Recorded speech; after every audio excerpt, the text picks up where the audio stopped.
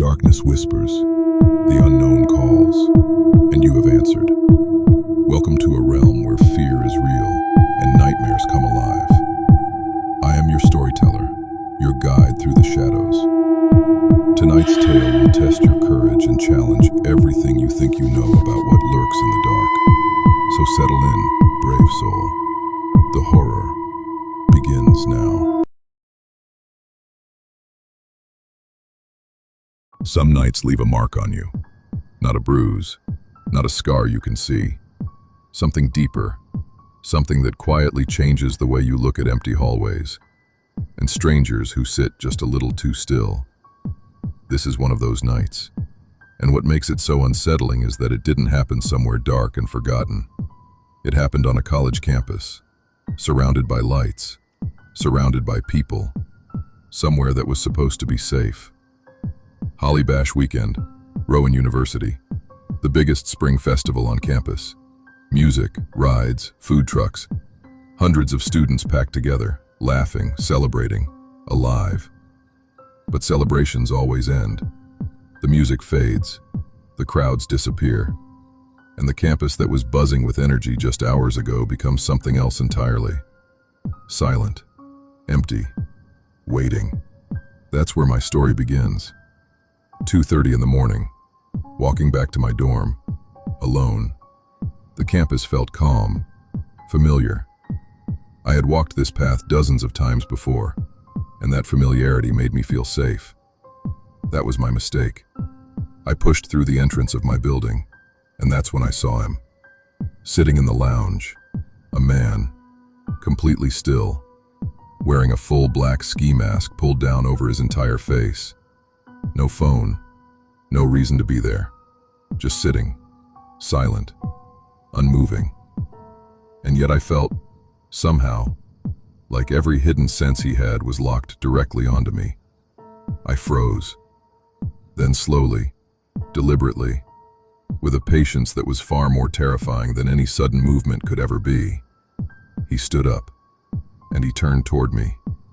I ran, down the hallway, into the nearest bathroom, door locked behind me, back against the cold tile wall, heart hammering, and I waited. 1 minute, 2, 5. That silence was brutal. Every creak became a footstep.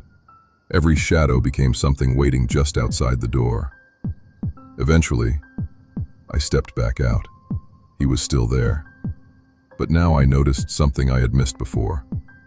His bike, positioned near the exit, not leaned casually against a wall, placed, deliberately, and a chair, wedged against the doorframe like a barrier, carefully arranged, like someone who had taken their time setting this up. This wasn't random.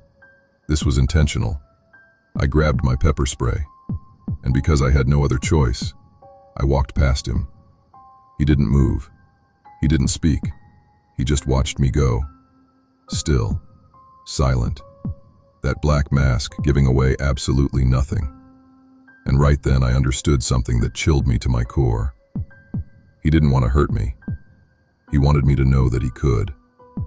I pushed through the exit into the night air. For 1 second I thought it was over. Then I heard it. Wheels on pavement. 3 more masked figures on bikes rolled out of the darkness and surrounded me. Silent at first, then laughing, taunting, circling, and some of them were holding what looked like guns. I kept walking, eyes forward, pepper spray in hand. They never touched me, but they made absolutely sure I knew they were there, that I was alone, that whatever happened next was entirely up to them. They eventually faded back into the dark. I made it home. Technically, nothing happened. Nobody touched me. But fear doesn't require violence. All it needs is the right silence. A masked figure in a chair. The sound of wheels following you home in the dark. These things don't hurt your body, but they reach into something deeper. That quiet place where your sense of safety lives. And they take it. I never walked home alone again after that night.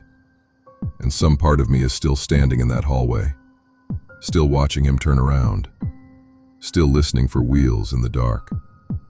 This was a true story. Trust your instincts. Never mistake familiarity for safety. This story is real. It happened to me. And no matter how many years pass, I still can't explain it. I was 17 years old. It was summer, and for the first time in my entire life, my parents left town without me. That alone felt strange. My parents weren't the type to just disappear for a weekend. They ran a tight house, quiet, orderly, everything in its place. But that Friday afternoon, their car pulled out of the driveway and suddenly, the house was mine.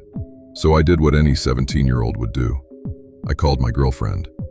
Her name was MJ, and if I had to describe her in one word, it would be fearless. She had this energy about her, playful, a little reckless, the kind of girl who could turn an ordinary night into something you'd remember for the rest of your life. I just never imagined this would be the night I remembered.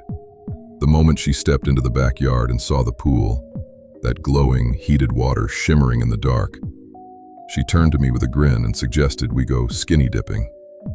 I hesitated, but eventually, I gave in. And for a while, everything was perfect. We were floating under the open night sky, the warm water wrapping around us, laughing, relaxed, the whole world quiet and distant. One of those rare moments where nothing feels wrong.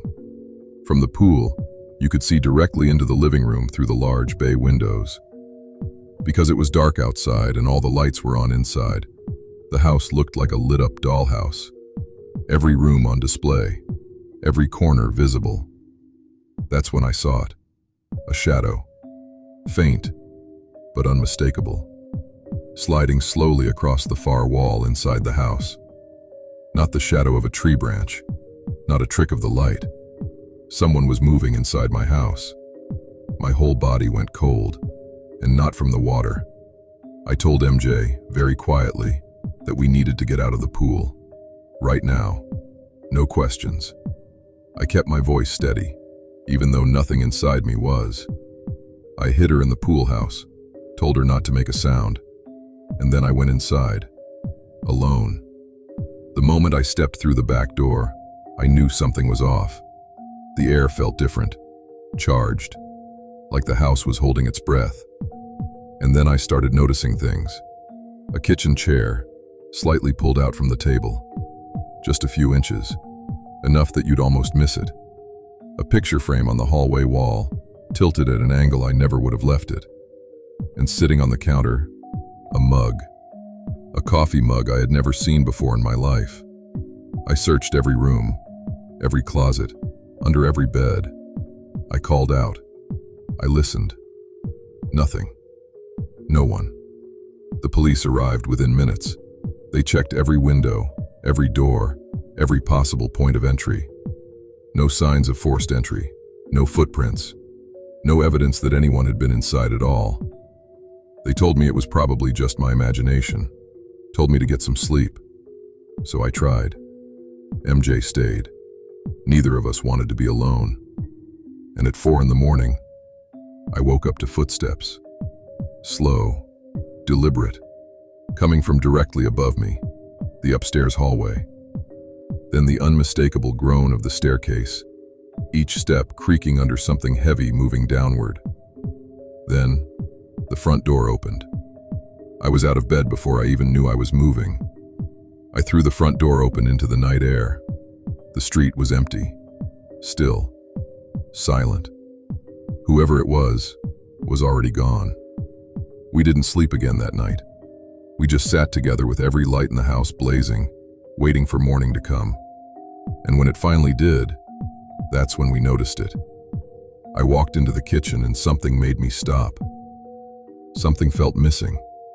I looked at the knife block sitting in its usual spot by the stove. It was empty. Every single knife. Gone. Not misplaced. Not moved to a drawer. Gone. Like they had been quietly, carefully collected in the night and carried out the front door. The police came back, found nothing new, no answers, no explanation, No closure. To this day, I don't know how that person got into my house. I don't know where they hid while the police searched every room. I don't know what they wanted. But sometimes, late at night, I think about the fact that we were out in that pool for a long time before I ever noticed that shadow. And I wonder, how long had they already been watching us? Some questions don't have answers, and maybe that's the most terrifying thing of all.